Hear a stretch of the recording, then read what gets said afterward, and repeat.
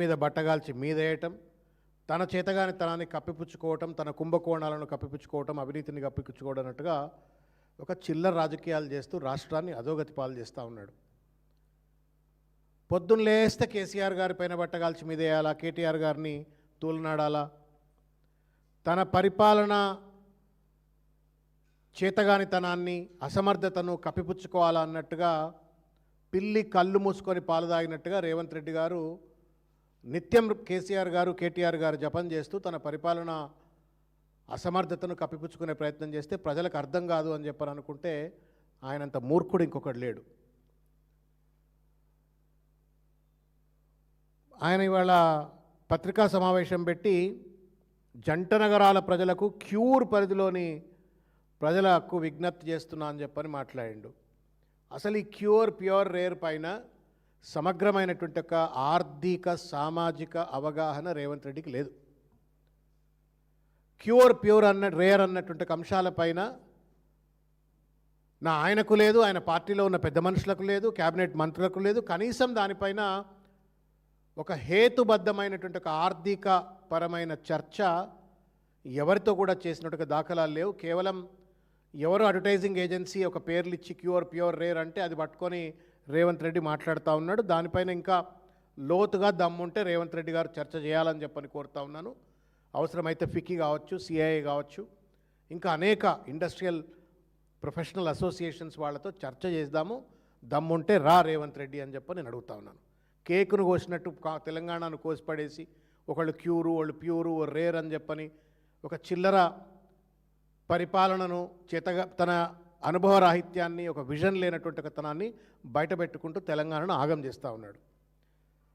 ముఖ్యమైనటువంటి ఇంకొక విషయం ఏంటంటే ఇవాళ ఆయన మాట్లాడుతూ మెట్రో రైలు గురించి మాట్లాడినారు. మెట్రో రైల్ ఆలస్యానికి కేసీఆర్ గారు కారణము అని చెప్పని మాట్లాడినారు. తెలంగాణ ఉద్యమ కాలంలో జరిగినటువంటి ఒక పరిణామ క్రమం మీ అందరికీ తెలుసు. 2009 తర్వాత రాజశేఖర్ రెడ్డి తర్వాత రోషయ్య తర్వాత కిరణ్ కుమార్ రెడ్డి, ముచ్చటగా ముగ్గురు ముఖ్యమంత్రులను మార్చుకొని పరిపాలన పైన పట్టు లేకుండా ఒక పక్కన పీక్ తెలంగాణ ఉద్యమం జరుగుతూ ఉంది. మీ అసమర్థతతోటి మెట్రో డిలే అయితే దాన్ని కేసీఆర్ గారికి కట్టబెట్టాలనే ప్రయత్నం చేస్తూ ఉన్నారు. రేవంత్ రెడ్డికి చారిత్రక కట్టడాల యొక్క పరిరక్షణ తప్పన్నట్టుగా కేసీఆర్ గారి పైన బట్టగాల్చి మీద వేసే ప్రయత్నం చేస్తూ ఉన్నారు. కరెక్ట్, తెలంగాణ ఉద్యమంలో చారిత్రక కట్టడాలను కాపాడాలా అన్నారు. ముఖ్యమంత్రి అయిన తర్వాత తన ప్రభుత్వంలో చారిత్రక కట్టడాలను కాపాడుతూనే మెట్రో ఫేజ్ 1 సక్సెస్ఫుల్గా పూర్తి చేసినటువంటి ఒక పరిపాలనా దక్షుడు కేసీఆర్ గారు. నువ్వేమో ఇవాళ అధికారంలోకి వచ్చి నీకు చరిత్ర మీద గౌరవం లేదు, కట్టడాల మీద గౌరవం లేదు. మస్జిద్లను గులగొడతా ఉన్నావు, ఒక పక్కన గుళ్ళను గులగొడతా ఉన్నావు, గుళ్ళ లింగాలను తెగమింగుతా ఉన్నావు. కాబట్టి నీకు చారిత్రక కట్టడాల పైన గౌరవం లేదు. ఇవాళ సుల్తాన్ బజార్ ఇంటాక్ట్గా ఉంది, మోంజాయ్ మార్కెట్ ఇంటాక్ట్గా ఉంది, అసెంబ్లీ ఇంటాక్ట్గా ఉంది. ఇవన్నీ విధ్వంసం చేయాలని చెప్పని ఆ రోజు మీరు ఫేజ్ 1 ప్లాన్ చేస్తే కేసీఆర్ గారు వీటన్నిటిని కాపాడుకుంటూ ఆయన ఫేజ్ 1 కంప్లీట్ చేసింది. రికార్డు స్థాయి టైంలో కంప్లీట్ చేసి వాళ్ళ దాన్ని ఒక సక్సెస్ఫుల్ ప్రాజెక్టుగా నిలబెడితే దాన్ని గంగపాలు చేసినావు, మట్టిలో కలిపినావు రేవంత్ రెడ్డి నువ్వు ముఖ్యమంత్రి అయిన తర్వాత. నేను అడుగుతా ఉన్నాను, ఇవాళ 30,000 కోట్ల రూపాయల మెట్రో ఆస్తులను నేను బేరం చేసిన, రియల్ ఎస్టేట్ ప్లాట్లు కొంటే బేరం చేసినట్టుగానే బేరం చేసిన 15,000 కోట్లకే నేను కొనుక్కొచ్చినా అని చెప్పని అదేదో గొప్పలు సాధించినట్టుగా ప్రజలకు తెలియజెప్పేట ప్రయత్నం చేస్తూ ఉన్నారు. ఒకవేళ నిజంగానే 30,000 కోట్ల రూపాయల ఆస్తి అయినట్టయితే 15,000 కోట్ల రూపాయలకే ఎందుకు అమ్మింది అది? ఒకటి. 2, 13,000 కోట్ల రూపాయల అప్పును నువ్వు అప్పనంగా ఎల్ఎన్టీ పైన ఉన్నటువంటి ఒక అప్పును పీపీపీ మోడల్లో అగ్రిమెంట్ అయినటువంటి ఒక కంపెనీకి చెందిన అప్పును తెలంగాణ ప్రజల మీద రుద్దేటువంటి ఒక ప్రయత్నం ఎందుకు చేసినావు? 3, దాదాపు 50-60 స్టేషన్స్ ఉన్నాయి, సబ్ స్టేషన్స్ ఉన్నాయి, తర్వాత ఒక 4-5 పెద్ద పెద్ద మాల్స్ ఉన్నాయి. వాళ్లకు లక్షల, దాదాపు 10-20 లక్షల స్క్వేర్ ఫీట్ల అల్ట్రా మోడర్న్ మాల్స్ ఉన్నాయి. వీటన్నిటిని కబ్జా చేయటం కోసం ప్రభుత్వం టేక్ ఓవర్ చేసింది అన్నట్టుగా రేవంత్ రెడ్డి తన బినామీలకు ఈ సంపద అంతా కూడా రియల్ ఎస్టేట్ దందా కోసం కట్టబెట్టడం కోసమే చేసిండు అనేటువంటి ఒక వార్తలు కూడా బయటికి వినబడుతున్నాయి. మరి దీనికేం సమాధానం చెప్తారు రేవంత్ రెడ్డి? మేము ఇవాళ డిమాండ్ చేస్తూ ఉన్నాం, ఈ మొత్తం కొనుగోలు వ్యవహారం ఆషామాషి వ్యవహారం కాదు. తెలంగాణ సమాజం దయచేసి వినాలని చెప్పని నేను కోరుతా ఉన్నాను. Please pay attention to what I'm talking. 30,000 కోట్ల రూపాయల ఆస్తుల విలువే గనక మెట్రోది నిజమే అయినట్టయితే రేవంత్ రెడ్డి ఏమైనా ఎల్ఎన్టీ కంపెనీకి అల్లుడా? 15,000 కోట్లకే ఎట్లా కొనుక్కరాగలిగినాడు ఆయన? ఒకటి, ఇది సమాధానం చెప్పాలా రేవంత్ రెడ్డి. 2, 13,000 కోట్ల రూపాయల పైచిలుకు అంటే 13,538 కోట్ల రూపాయల ఎల్ఎన్టీ అప్పును అత్త సొమ్ము అల్లుడు దానం చేసినట్టుగా నువ్వెట్లా ఆ అప్పును తెలంగాణ ప్రజల మీద రుద్దే ప్రయత్నం చేసినావు? ఏం జవాబు చెప్తావో రేవంత్ రెడ్డి సమాధానం చెప్పాలని కోరుతా ఉన్నాను.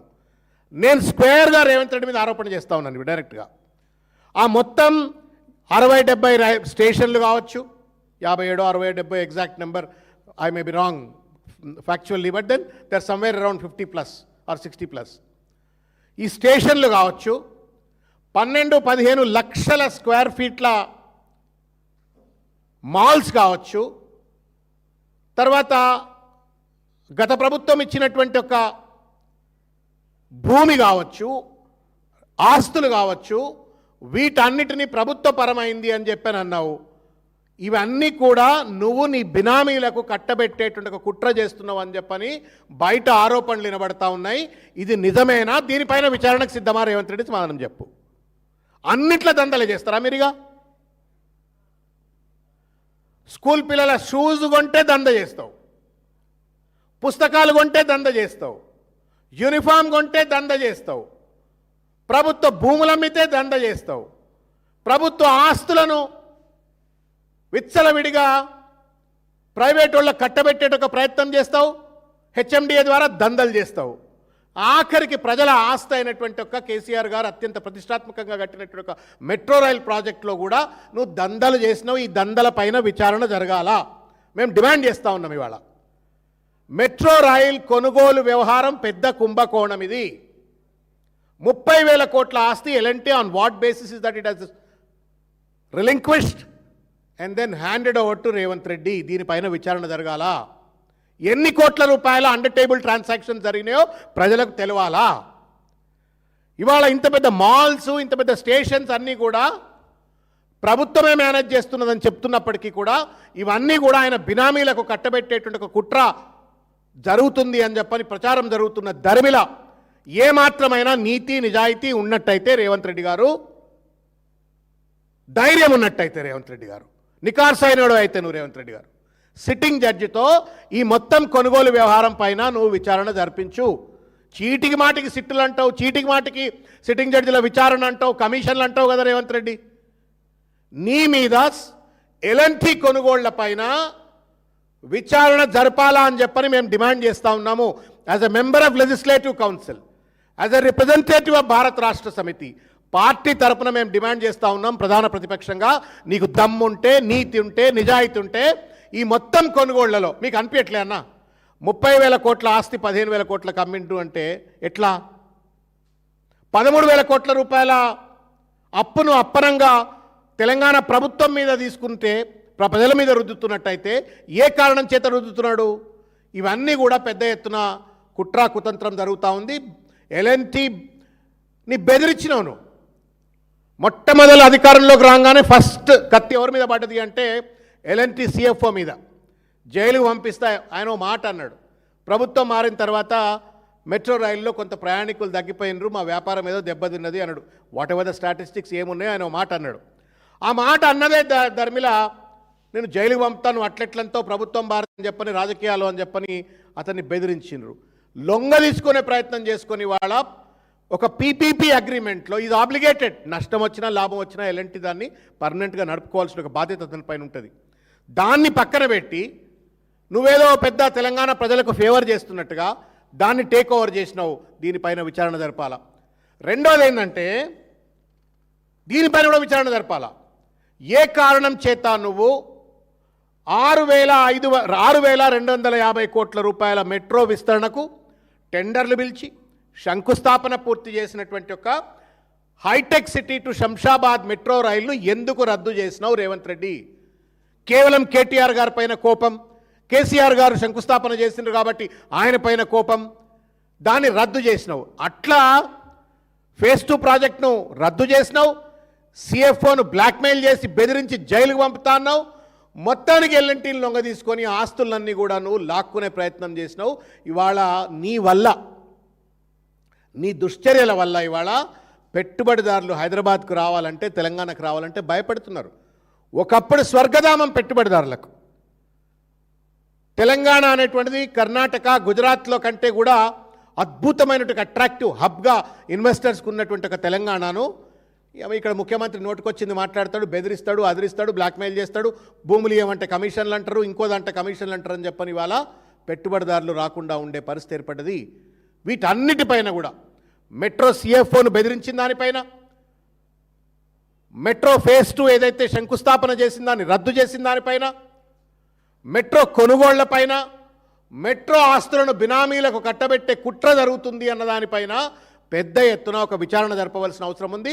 ఏమాత్రం నీతి, నిజాయితీ, మానం, అభిమానం ఉన్నట్టయితే రేవంత్ రెడ్డి గారు అన్నిటి మీద కమిషన్లు వేసినావు కదా, నీ మీద కూడా ఈ కమిషన్ వేసుకునేటువంటి రీతిలో ఈ మొత్తం కొనుగోళ్లపైన సిట్టింగ్ జడ్జితో విచారణ జరపాలని చెప్పని నేను కోరుతా ఉన్నాను. ఇంకొక విషయం ఏంటంటే, ఇది ఎట్లుందంటే you scratch my back, I scratch your back అన్నట్టుగా ఇవాళ కిషన్ రెడ్డి గారి పైన రేవంత్ రెడ్డి గారు ఇష్టం వచ్చినట్టు మాట్లాడుతున్నారు. సరే, వాళ్ళు ఈయన ఒక రాజకీయ పార్టీ నాయకుడు, ఆయన ఒక రాజకీయ పార్టీ నాయకుడు అంటే అనుకోవచ్చు, we have no problem. But ప్రశ్న ఏందయ్యా అంటే, కిషన్ రెడ్డి గారు ఫేజ్ 2 ప్రాజెక్టుకు సంబంధించిన ప్రపోజల్ను ఈయన రేవంత్ రెడ్డి ఢిల్లీకి పంపితే దాన్ని శాంక్షన్ కానియకుండా, అప్రూవల్స్ రానియకుండా అడ్డుకుంటున్నాడు అని చెప్పని కిషన్ రెడ్డి గారిని అన్నాడు. ఒకవేళ అది నిజమే అయినట్టయితే మరి మీరేం గడ్డి వీక్తున్నారు సార్? కిషన్ రెడ్డి గారు నిజంగానే అడ్డుకున్నట్టయితే మీరేం మహాఘనాపాటి పనిచేస్తున్న సమాధానం చెప్పండి సార్. పత్రికా సమావేశం పెడితే అయిపోతుంది సార్. 100 సార్లు నువ్వు ఢిల్లీకి పోతున్నావు కదా రేవంత్ రెడ్డి. ప్రధానమంత్రిని దేశంలో ఏ ముఖ్యమంత్రి కలవనంత సార్లు, ఆఖరికి బీజేపీ ముఖ్యమంత్రులు కలవనని సార్లు నువ్వు ప్రధానమంత్రిని కలుస్తున్నావు. ఒకనాడన్నా ఈ మెట్రో రైలు సంబంధించిన అంశాన్ని నిర్దిష్టంగా ప్రధానమంత్రిని నిలదీసినా అని చెప్పని పేపర్లో వార్తలు వచ్చినాయి. సమాధానం చెప్పు Revanth Reddy. Unlike state government, central గవర్నమెంట్లో ఒక్కో క్యాబినెట్ మినిస్టర్ ఒక ప్రధానమంత్రి లెక్కనే పనిచేస్తారు. ఒక్కో డిపార్ట్మెంట్ ఒక పోర్ట్ఫోలియో ఒక ప్రధానమంత్రి లెక్కనే పనిచేస్తారు. హైలీ ఎంపవర్డ్, ఇండిపెండెంట్గా పనిచేస్తారు. అయినప్పటికీ నువ్వు కిషన్ రెడ్డి అడ్డుకున్నాడు అని చెప్పాను. మీరేం గడ్డి బీక్తా ఉన్నారు? 8 మంది ఎంపీలు ఉన్నారు, పెద్ద పెద్ద రాజ్యసభ సభ్యులు ఉన్నారు. ఇంతమంది ఉండి పార్లమెంట్లో ఒక్కనాడైనా నా మెట్రో ప్రాజెక్టు, హైదరాబాద్ ప్రజల భవిష్యత్తును, హైదరాబాద్ యొక్క అభివృద్ధిని నిర్దేశించేటువంటి ఒక మెట్రో రైల్ ప్రాజెక్టు మీద ఒక్కనాడైనా పార్లమెంట్లో ప్రశ్నించిండ్రా రేవంత్ రెడ్డి? మీరు ఏం డ్రామాలయా ఇది? డ్రామా కంపెనీ పెట్టుకోండి, బెటర్, బాగుంటుంది మీకు. మహారాష్ట్ర ముఖ్యమంత్రి అపాయింట్మెంట్ నాకు ఇస్తలేడు అన్నావు కదా. తమిడేటి దగ్గర ప్రాజెక్టు కట్టాలంటే మహారాష్ట్ర ముఖ్యమంత్రి అపాయింట్మెంట్ ఇస్తలేడు. మరి ఎల్ఎన్టీ మీద పర్మిషన్ తీసుకురావాలంటే కిషన్ రెడ్డి అడ్డుపడుతున్నట్టు. మరి నువ్వు దేనికే ముఖ్యమంత్రి? పక్క రాష్ట్ర ముఖ్యమంత్రితో అపాయింట్మెంట్ తీసుకోలేవు. స్వంత రాష్ట్ర కేంద్ర మంత్రిని నువ్వు కన్విన్స్ చేసి నువ్వు ప్రాజెక్ట్ క్లియరెన్స్ తెచ్చుకోలేవు. నీ తెలివి తక్కువ తనమా, లేకపోతే నీ అతి తెలివా, లేకపోతే నీకు చేతగాని తనమా, పరిపాలనా రాహిత్యమా, అనుభవ రాహిత్యమా, ఏం చెప్పారా? ఉట్టిగానే ఒర్లుబోతుగా మాట్లాడితే అయిపోతుందా? ఇంకొక ప్రశ్న అడుగుతున్నా. నరేంద్ర మోడీ గారు నిన్ను హైదరాబాద్కు వచ్చి హమ్సే జుడ్ జాओ, आप जो मांगे वो देता हूं, हमसे जुड़ जाओ అని చెప్పారు అన్నాడు. రేవంత్ రెడ్డి స్పందన ఏముందన్న ఒక కాంగ్రెస్ చీఫ్ మినిస్టర్గా ఆహాహా నవ్వుకుంటా 2 చేతులు దండం పెట్టిండు. అంటే అమ్మాయి సహమతం అని చెప్పని, సంతోషం. హంసే జుడ్ జాओ అంటే తుమ్ జుడీ గయే హో ఆల్రెడీ. బీజేపీ కాంగ్రెస్ కుమ్మక్క అయిపోయింది తెలంగాణలో. నరేంద్ర మోడీకి సరెండర్ అయిపోయినావు నువ్వు. అమిత్ షా నరేంద్ర మోడీకి సరెండర్ అయిపోయినావు. సరెండర్ అయిపోయిన తర్వాత కిషన్ రెడ్డి ఏదో అడ్డుపడుతున్నాడు అని చెప్పని డ్రామాలు ఆడుతున్నావు ఇవాళ. హంస జుడిజావన్ నువ్వు అన్న తర్వాత ఏఐసిసి అధిష్టానం కూడా రేవంత్ రెడ్డి గారిని ఒక హేమంత్ బిశ్వాస్ శర్మ లెక్క చూస్తూ ఉన్నారు ఇవాళ. వాళ్ళు కూడా ఢిల్లీలో భయంతో చూస్తూ ఉన్నారు, ఎప్పుడు అటు ఇటు దూకుతాడో అని చెప్పని కోపంగా ఉన్నారు, గుర్రుగా ఉన్నారు. వాటన్నిటిని తప్పిపెట్టుకోవడం కోసం మోడీలనే దమ్ము లేదు. మళ్ళా వాటి నుండి కప్పిపుచ్చుకోవడం కోసం మోడీని అడట, కిషన్ రెడ్డిని మాత్రం అడ్డుకుంటున్నాడు అని చెప్పని మాట్లాడితే ఇంతకంటే ఏమైనా నవ్వాలనా ఏడవాలనా? ఈ తెలివి కల్లా ఆయన ఏం మాటలు మాట్లాడుతూ ఉన్నాడు. చేతనైతే రేవంత్ రెడ్డి గారు మీరు మీ బడేబాయి ఇంటి ముందుకు పోయి కూర్చొని ధర్నా చెయ్యి. నీ 8 మంది ఎంపీలకు ఆదేశాలు ఇచ్చి పార్లమెంట్లో రచ్చ చేయమని చెప్పు. నీకున్నటువంటి ఒక 3-4 రాజ్యసభ సభ్యులు ఉన్నారు. ఆ 3-4 రాజ్యసభ సభ్యులను రాజ్యసభలో పోరాటం చేయమని చెప్పు. మీకెవ్వరికి చేత కాకపోతే ఇక రేణుకా చౌదరి గారికి చెప్పు, ఆమె కొట్లాడుతుంది. ఆమెకేం వెనక ముందు ఏం ఉండదు, గట్టిగా పోయి కొట్లాడుతుంది. కరెక్టే కదన్న? ఆమెకి ఫైల్ ఇచ్చేరి మెట్రో రైలు సాధించుకురమ్మంటే మోడీ దగ్గర పోతుందా, ఆడబోతుందా, పార్లమెంట్లో రచ్చ చేస్తుంది, కొట్లాడుకొస్తుంది. ఆమెక నీరు ఫైల్.